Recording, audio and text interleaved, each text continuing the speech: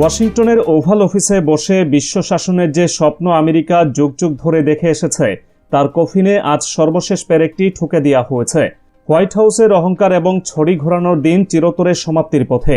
কারণ যে আমেরিকার একটিমাত্র হুমকিতে একসময় পুরো পৃথিবী তটস্থ থাকত, আজ সেই একই আমেরিকা চরমভাবে অপদস্থ হচ্ছে নিজেদেরই তৈরি করা এক ভূরাজনৈতিক গোলক ধাঁধায়। ডোনাল্ড ট্রাম্পের মতো একগুঁয়ে প্রেসিডেন্ট এখন এমন নজিরবিহীন পরিস্থিতির শিকার, যেখানে তাকে নিজের সমস্ত অহংকার গিলে ফেলে মধ্যপ্রাচ্যের অবিসংবাদিত নতুন নেতা খামেনির কাছে এক প্রকার আত্মসমর্পণ করতে হচ্ছে। ফিলিস্তিনের রক্তে রঞ্জিত অবৈধ রাষ্ট্র ইসরায়েলকে বাঁচানোর শেষ খড়কুটো হিসেবে ওয়াশিংটন যে আব্রাহাম অ্যাকর্ড বা আব্রাহাম চুক্তির ফাঁদ পেতেছিল তা তাদের নিজেদের গলাতেই ফাঁস হয়ে বসেছে।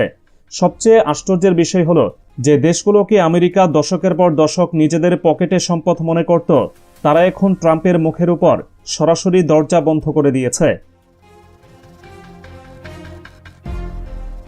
ইসরায়েল নামক রাষ্ট্রটি আজ সারা বিশ্বের সামনে একটি কলঙ্কিত এবং একঘরে সত্তায় পরিণত হয়েছে। গাজা থেকে লেবানন পর্যন্ত তারা যে ভয়াবহ মাত্রায় হত্যাযজ্ঞ চালিয়েছে তা তেল আবিবের পায়ের তোলার মাটি পুরোপুরি সরিয়ে দিয়েছে। আমেরিকা খুব ভালোভাবে অনুধাবন করতে পেরেছে শুধুমাত্র অস্ত্র আর যুদ্ধজাহাজ পাঠিয়ে মধ্যপ্রাচ্যে তাদের এই অবৈধ সন্তানকে আর টিকিয়ে রাখা সম্ভব নয়। তাদের প্রয়োজন একটি আন্তর্জাতিক বৈধতার চাদর, আর এই চাদরের নামই হল আব্রাহাম অ্যাকর্ড। এর পেছনের মূল নকশাটি অত্যন্ত ভয়ঙ্কর এবং সুদূর প্রসারী। ফিলিস্তিনিদের স্বাধীন ভূখণ্ডের দাবিকে চিরতরে মুছে ফেলে আরব বিশ্বের সাথে ইসরায়েলের একটি স্বাভাবিক কূটনৈতিক সম্পর্ক তৈরি করাই ছিল হোয়াইট হাউসের প্রধান লক্ষ্য।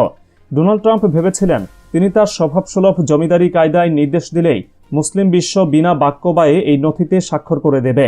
কিন্তু ক্ষমতা আর দম্ভের মোহে অন্ধ ট্রাম্প বুঝতে পারেননি সময় পুরোপুরি বদলে গেছে।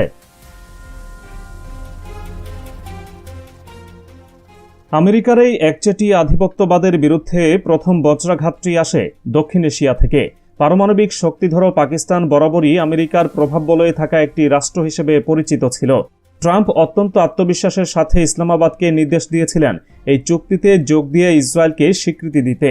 তিনি এটিকে একটি বাধ্যবাধকতা হিসেবে চাপিয়ে দিতে চেয়েছিলেন, কিন্তু পাকিস্তান থেকে যে জবাবটি আসে তা হোয়াইট হাউসের ভিত কাঁপিয়ে দেয়।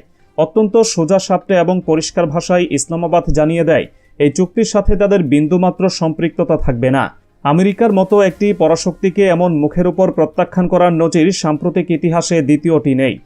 পাকিস্তানের এই অটল অবস্থানের রেশ কাটতে না কাটতেই নেটোর ভেতরেই বিদ্রোহের আগুন জ্বলে ওঠে। সামরিক দিক থেকে নেটোর অন্যতম প্রধান স্তম্ভ তুরস্কের প্রেসিডেন্ট রিসেপ তাইপ এরদোয়ান ট্রাম্পের এই প্রস্তাবকে ছুঁড়ে ফেলেন।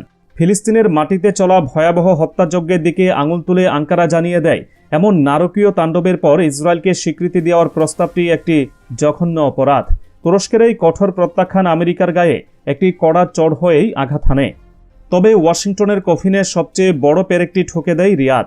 আমেরিকা যুগ যুগ ধরে বিশ্বাস করে এসেছে যে সৌদি আরবের সমস্ত সিদ্ধান্ত তাদের হাতের মুঠোয়, কিন্তু ট্রাম্প যখন ক্রাউন প্রিন্স মোহাম্মদ বিন সালমানের কাছে এই চুক্তির প্রস্তাব নিয়ে যান, তখন সিআইএ এবং মার্কিন গোয়েন্দাদের সমস্ত হিসাব পুরোপুরি ধূলিসাৎ হয়ে যায়। রিয়াদ থেকে অত্যন্ত দ্ব্যর্থহীন ভাষায় জানিয়ে দেওয়া হয় ফিলিস্তিনিদের ন্যায্য অধিকার এবং তাদের জন্য একটি স্বাধীন রাষ্ট্র নিশ্চিত না হওয়া পর্যন্ত ইসরায়েলের সাথে কোনো ধরনের চুক্তি বা স্বীকৃতির প্রশ্নই ওঠে না। আমেরিকার দীর্ঘদিনের মিত্ররা আজ ফিলিস্তিন ইস্যুতে এমন এক অটল প্রাচীর তৈরি করেছে যা ভেদ করার ক্ষমতা ওয়াশিংটনের নেই। এই দেশগুলোর রাষ্ট্রপ্রধানরা খুব ভালোভাবে জানেন সাধারণ মানুষের আবেগের কেন্দ্রবিন্দুতে থাকা ফিলিস্তিন ইস্যু নিয়ে বেইমানি করলে তাদের নিজেদের দেশেই এমন এক গণবিস্ফোরণ ঘটবে যা তাদের ক্ষমতাকে পুড়িয়ে ছাই করে দেবে।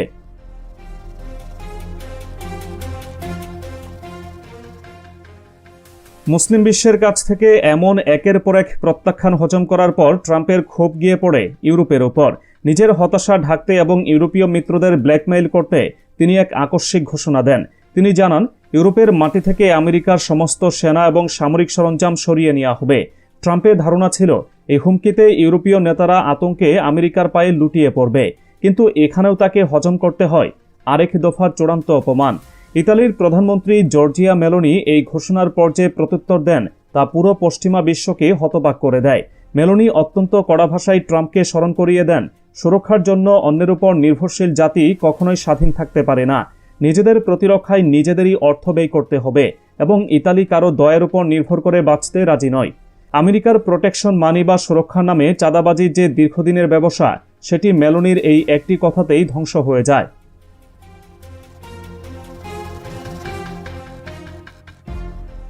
চারদিক থেকে এমনভাবে প্রত্যাখ্যাত এবং অপদস্থ হওয়ার পর ওয়াশিংটনের অহংকার আজ মাটিতে মিশে গেছে।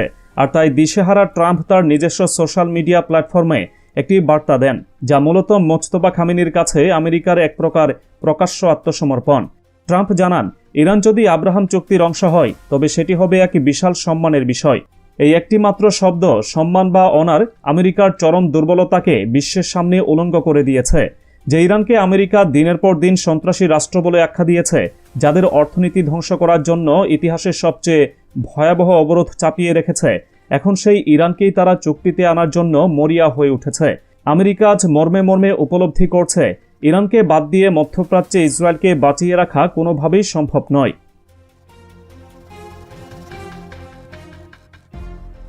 এখন সবচেয়ে বড় আলোচনার কেন্দ্রবিন্দু হল, ট্রাম্পের এই চরম অসহায়ত্বের সুযোগ নিয়ে ইরান যদি আব্রাহাম চুক্তিতে স্বাক্ষর করে তবে এর ফলাফল কি হতে পারে। যদি শুধুমাত্র আর্থিক দিকটি বিবেচনা করা হয় তবে এই চুক্তিতে সই করার সাথে সাথেই ইরানের উপর থেকে আমেরিকার সমস্ত অবরোধ উঠে যাবে। আন্তর্জাতিক ব্যাংকিং ব্যবস্থায় তাদের আটকে থাকা শত শত বিলিয়ন ডলার তারা তাৎক্ষণিকভাবে ফিরে পাবে।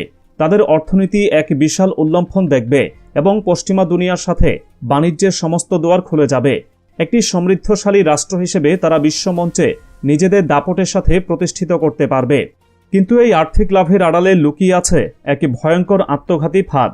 ইরান যদি এই চুক্তিতে সই করে, তার একমাত্র অর্থ দাঁড়ায় অবৈধ রাষ্ট্র ইসরায়েলকে স্বীকৃতি দেওয়া। আর যেদিন তেহরান এই কাজটি করবে, সেদিনই তাদের তৈরি করা পুরো মধ্যপ্রাচ্যের প্রতিরোধ অক্ষ তাসের ঘরের মতো ভেঙে পড়বে। লেবাননের হিজবুল্লাহ, ইয়েমেনের হুথি এবং ইরাক ও সিরিয়ার যেসব অকুতভয় যোদ্ধারা এত বছর ধরে ইসরায়েলের আগ্রাসন ঠেকিয়ে রেখেছে, তারা তাদের প্রধান অভিভাবককে হারাবে। এর চেয়েও ভয়াবহ পরিণতি নেমে আসবে ইরানের নিজস্ব আদর্শিক ভিত্তির উপর।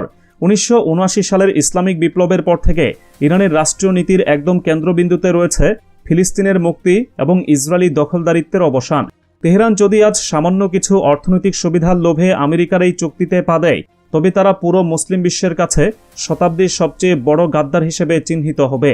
ফিলিস্তিনিদের বুকে তাজা রক্তের সাথে বেইমানি করার এই কালো দাগ ইরান হাজার বছরেও মুছতে পারবে না। ট্রাম্প প্রশাসন মূলত অবরোধ তুলে নেওয়ার টোপ ফেলে ইরানের মেরুদণ্ড ভেঙে দেওয়ার এক গভীর ষড়যন্ত্রে লিপ্ত হয়েছে।